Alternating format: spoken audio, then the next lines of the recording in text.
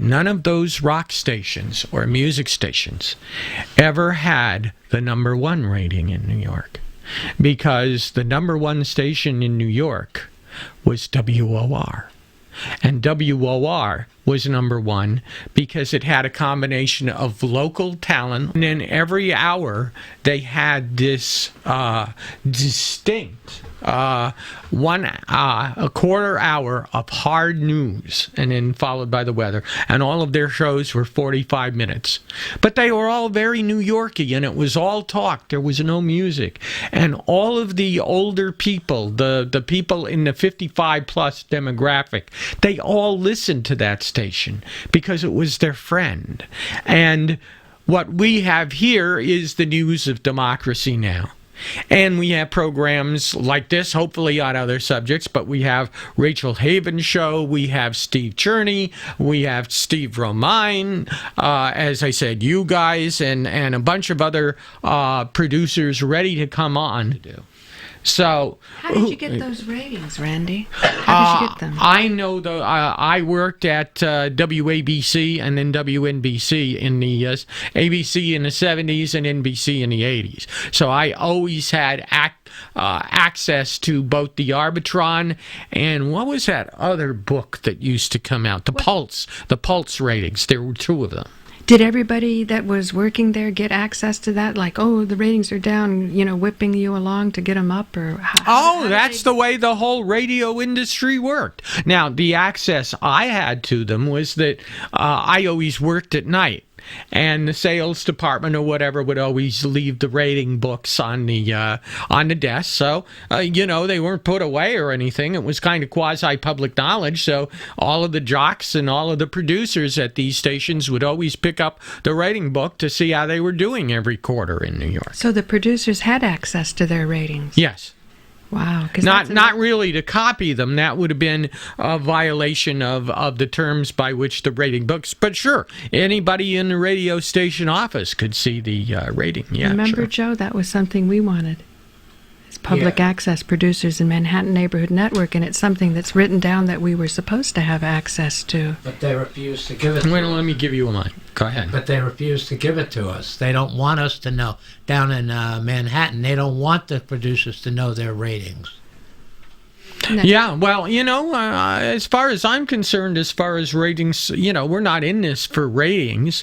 Nothing we do is for ratings or for profit. We can't even ask people for money right now. But not for you, but in the case of public access, what ratings means is what is the public voting for? What does the public want? I think if you gave them a fair chance, you would see they don't want to have products shoved down their throat. Well, they're looking for content. Let them have a voice. Time Warner or your local cable provider probably does not want to provide that, because for a broadcast, there are companies like Nielsen, the old Pulse, Arbitron is the one that's still around and preeminent for ratings, and they sell their numbers to clients.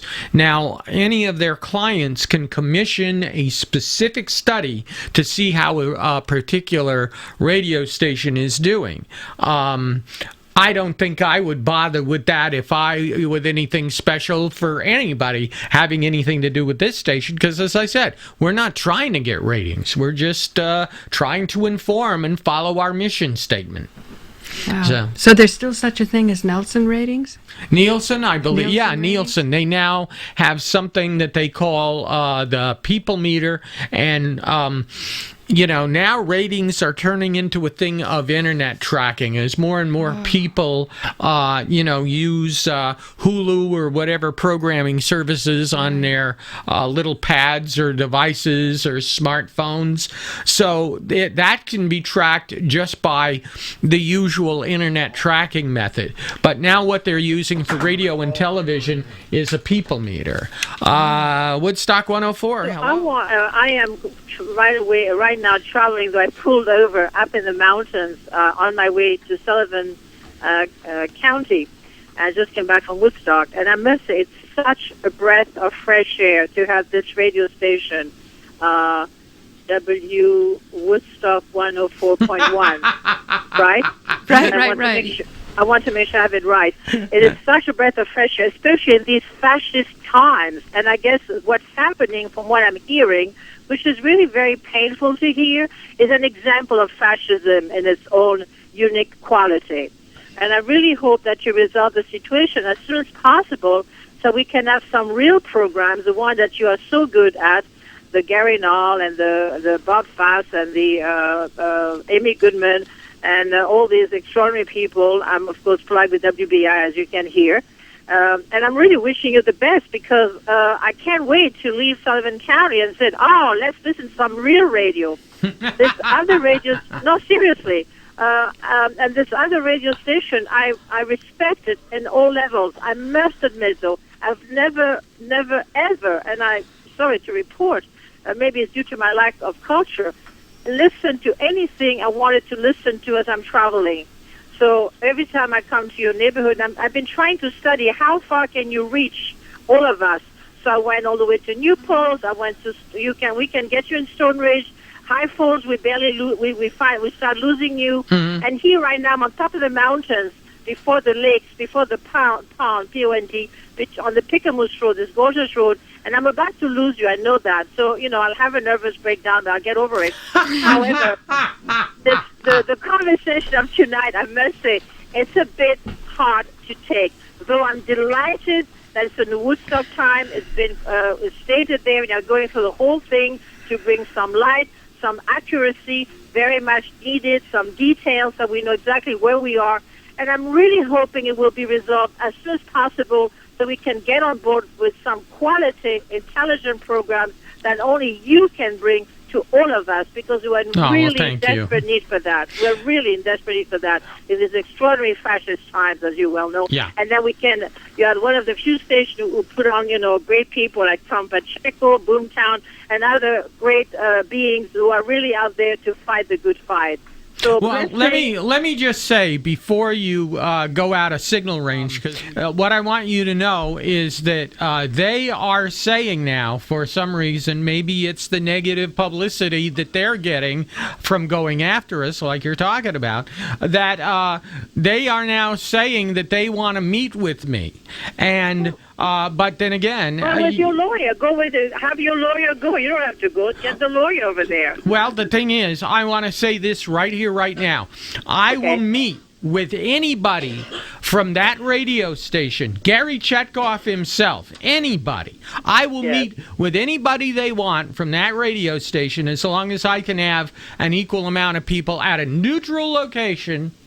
I would say within 24 hours, but certainly within 48 hours. We could meet at Joshua's or someplace. Any place like that. As long as they withdraw their claim to Woodstock 101, to Woodstock 104.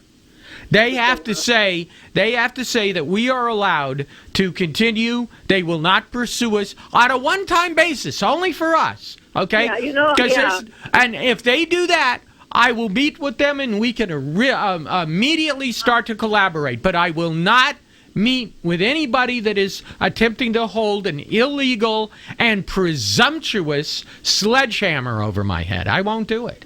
However, it's a chance for everyone to really come up with a peaceful solution to really tell the world we are really Woodstock, peace and love. You know what, though?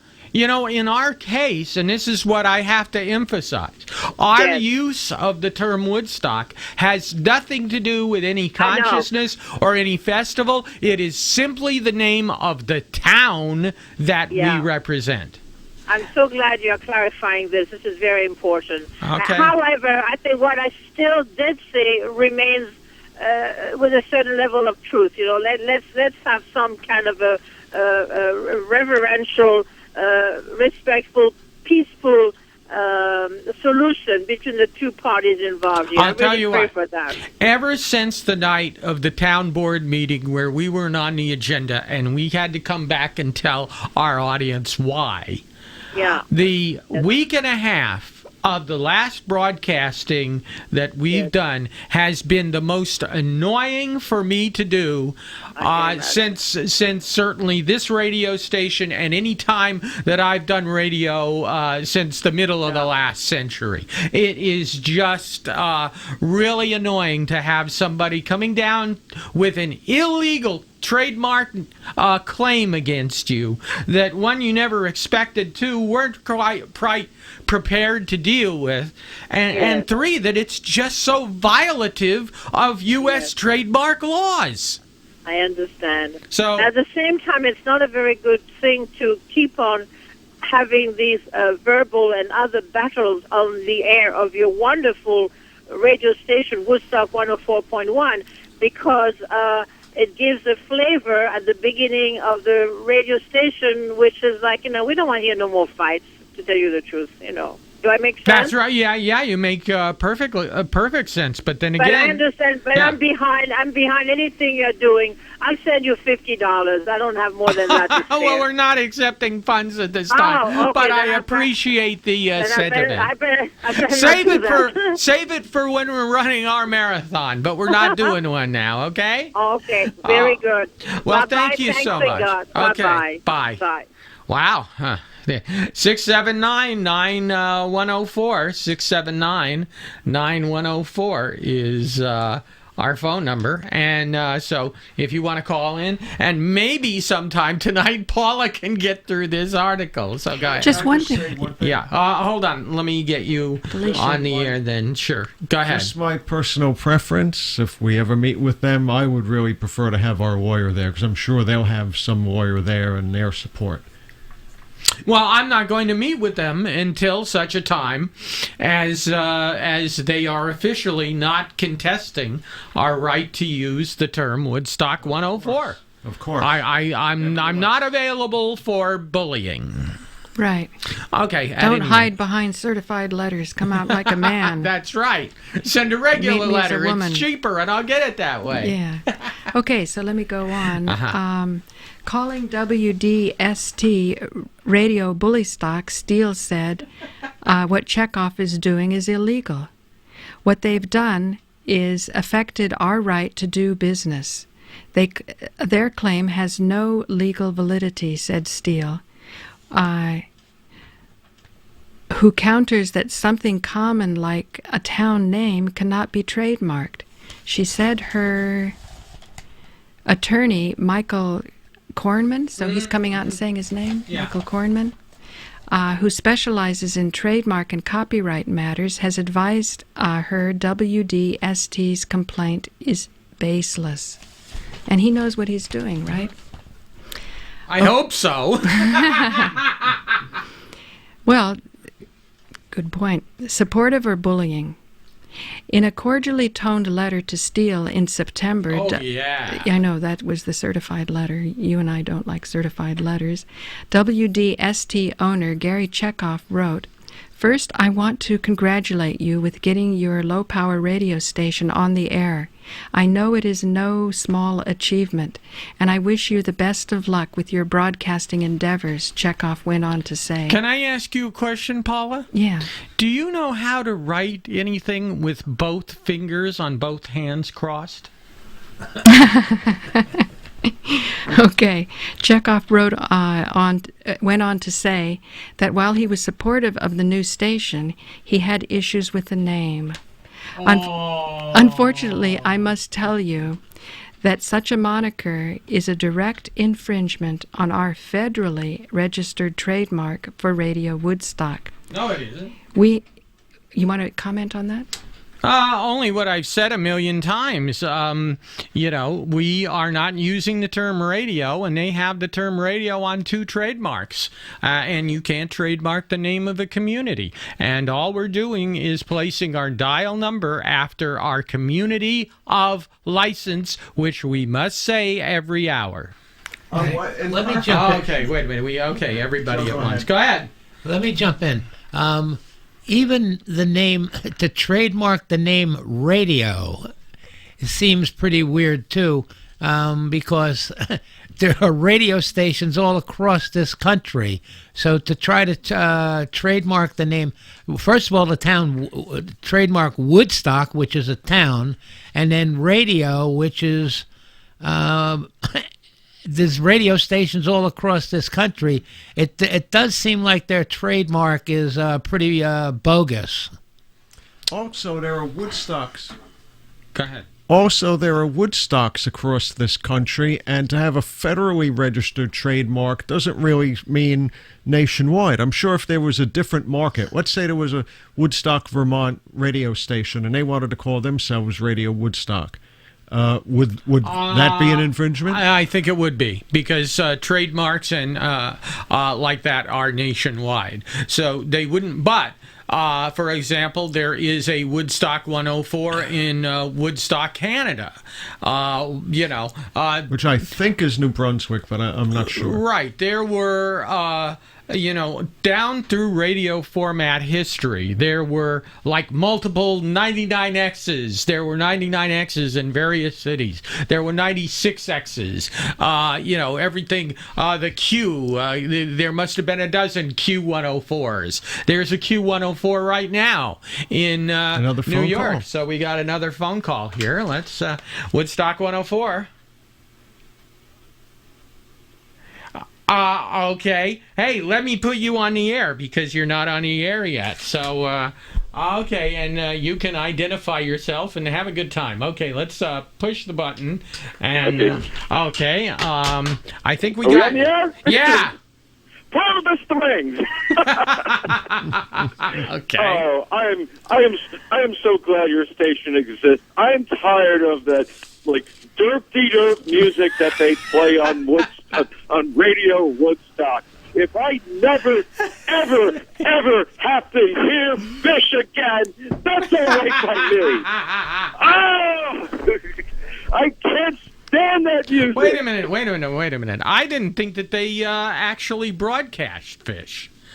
Still, I thought that had gone. What's Fish? That's a rock band. Oh. A really bad rock band. Not Country Joe and the Fish. No, I hope. no. No. Country Joe and the Fish were good. Unlike Fish. Phish, right? I see. Yeah. Yeah. They're like a latter day Grateful Dead. Yeah, with everybody going. Yeah. Not even close. Like when Jerry Garcia died, it was. Well, like it's kind of the same kind of concert roving band motif. I'm not. But Joe saying agrees they're with as the good as caller, the Dead. right? Yeah. Jerry would roll in his I agree grave. with the caller. No, I never meant to besmirch not great Jerry with the comment that they were as good. I just said their genre is similar. Yeah. Yeah. No, but I'm just tired of the same boring radio that's there's just when I listen to Woodstock, I end up having to just put something for my music collection on, because it's like I can't stand it. I just can't stand it at all. Awful. Well, give up on music and listen to us then. But we have good music too. Yeah, we have good music too. We should do that Bad Reputation song again at some point. We'll get around to that, I'm sure. Okay. I know you can't play anything from songs that made America famous, but that's one of my favorite records. That's Patrick Sky. Yeah. I love that record a lot. Somebody who spent a lot of time around here too, Yeah. You turned me on to that one years ago. That was another time, another place. Yes. No, but I can hear you guys coming in loud and clear all the way down in Rosendale, even down in the valley. We can hear you really well. Well, that's our hypermodulation. That may be one of the threats to them. Caller, what do you think about... let me make sure that he's hearing you. Go ahead. Caller, what do you think about the fact that we're being attacked by WDST trying to stifle what we're doing here? Well, I think it's just their, it's what Randy said earlier, that they held a de facto monopoly in the town, and now that someone else has come in and is offering an actual alternative, they're threatened. They're just threatened straight up. I mean, that's the only way. Do you I think can it's really a whole describe it. commercial? Do you think it's a whole commercial model that's being challenged when people see what real free speech is? That it's fresh, it's alive, it's relevant, it's available to the public. That they can be heard too, like what you're doing. Well, free speech threatens the powers that be. That's why they shut down Occupy Wall Street. You know, that's why. Like, you know, when I got into an argument with someone over Occupy, like a couple months later, I found some federales knocking on my door, and I know who sure as hell I sent the federales to my place, and you know, nothing came of it, but it was still chilling nonetheless. You know, to have to deal with some Marxists coming to my door and asking me questions about something I said a few months ago. So that was really not an eye opener, shall we say? So you feel safer in radio to express your opinion than you do through the internet? Oh yeah. But I'm sure they can identify my voice, and and I wouldn't be too surprised if I could get a. I feel. Well, let me be asking you this. You haven't by any chance been making any nasty phone calls to WDST, have you? Oh no. I try not to listen to the station. Well, I just want to make sure because I want to say to anybody, do not call them about this. You know that's not productive. Because No. I mean, like, usually when I'm flipping through the dials and see what 100.1, I just change. I change the station right away. Hey, Randy, you're right. We can hold our own. We don't need 104. I come to 104.1 because at least I know I'm going to hear. Have you been? Interest. Okay, but you are a music freak. Have you been hearing any of the 5 o'clock alternative? Yes. You can probably add some newer stuff to it, but well, that's the idea. Is we want to stick with the alternative of the '90s at least to start. Yeah, I mean, you can throw some new stuff in here and there. I mean, because there isn't.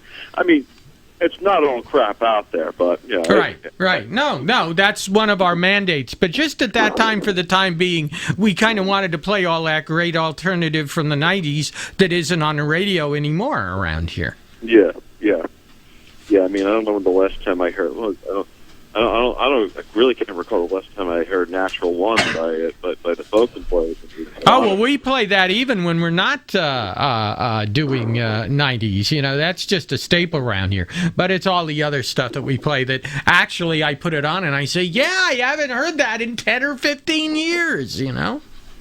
I mean, like the one thing I did appreciate, I forgot it was coming out of some when you played the Strokes part of the Union. That I thoroughly enjoyed listening to. Oh well, we play that whenever we get a chance. If there's any sort of union issue going on, we love that record. That was from one of the peak times in music there in the mid '70s. Or even hearing "Catch Us If We Can" by Five. We got to give the grooves on that record a rest, or else it won't sound good anymore.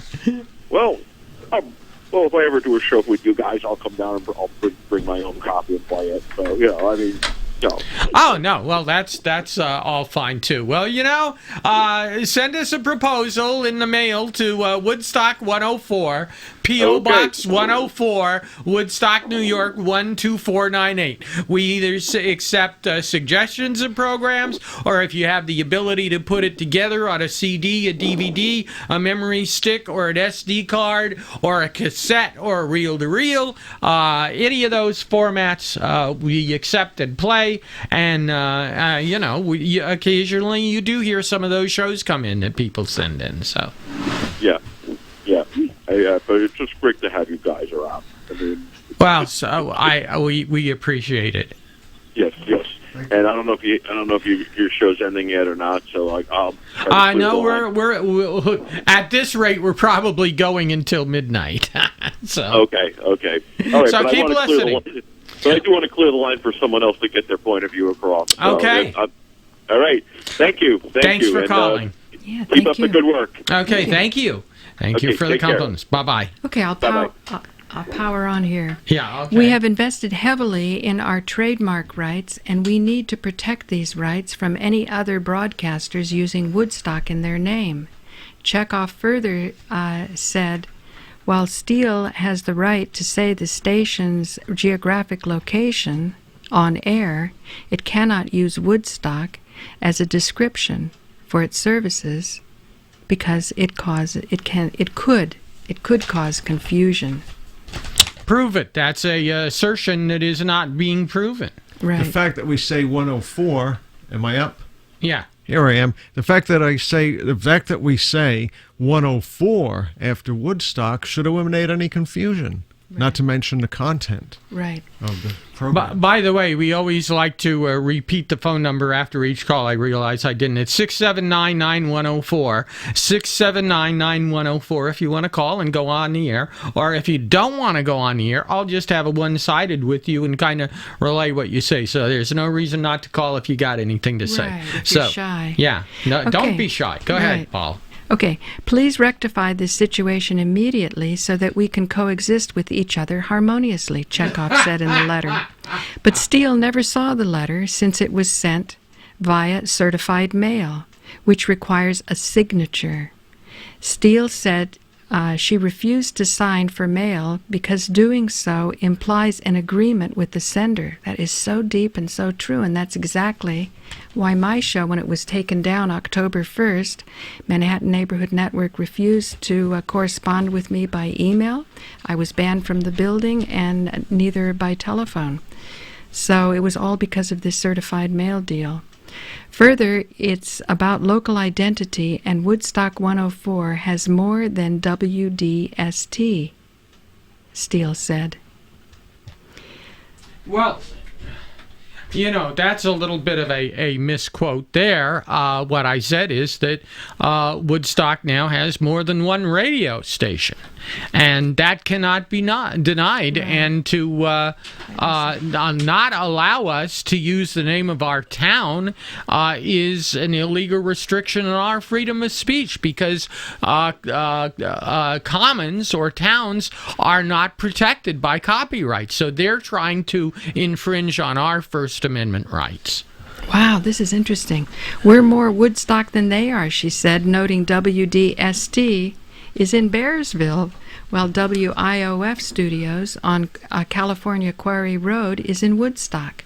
How dare they come after us, said Steele, who has announced on the air that Woodstock 104 is under assault from Radio Chekhov, and we are proudly and will continue to be Woodstock 104, and that is not negotiable. And by the way, since we do have a legal mandate, it is exactly 10 o'clock, and you are listening to the Woodstock Community Network, and that is made up of Woodstock Access TV, Channel 23, and Woodstock 104, which is WIOF LP, Woodstock 104. Back to you, Paul.